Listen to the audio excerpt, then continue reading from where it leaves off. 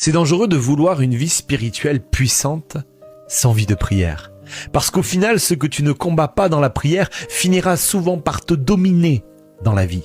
Et comprends bien ceci, la prière n'est pas un bonus dans la vie chrétienne, mais c'est une respiration spirituelle. Et voilà pourquoi Jésus disait cela à ses disciples. Veillez et priez, afin que vous ne tombiez pas dans la tentation. Remarque bien, Jésus ne dit pas seulement prier pour avoir des miracles, il dit aussi prier pour tenir. Parce que la prière ne sert pas seulement à obtenir des choses, elle sert aussi à rester debout. Et regarde Jésus, avant les grandes décisions, il priait, avant la croix, il priait, après le miracle, il priait, dans les moments de pression, il priait. Pourquoi ? Parce que Jésus savait une chose profonde.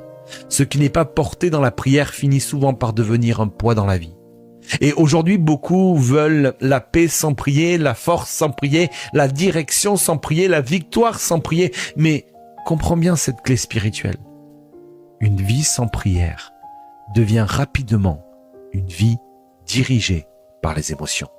Parce que la prière réaligne ton cœur, elle calme ton âme, elle éclaire ta pensée, elle nourrit ta foi, elle te reconnecte à Dieu. Et le plus grand mensonge du diable aujourd'hui, ce n'est pas forcément de te pousser à arrêter de croire en Dieu, c'est de te faire vivre une vie tellement remplie que tu n'as plus le temps de chercher Dieu. Une vie tellement remplie que tu oublies Dieu.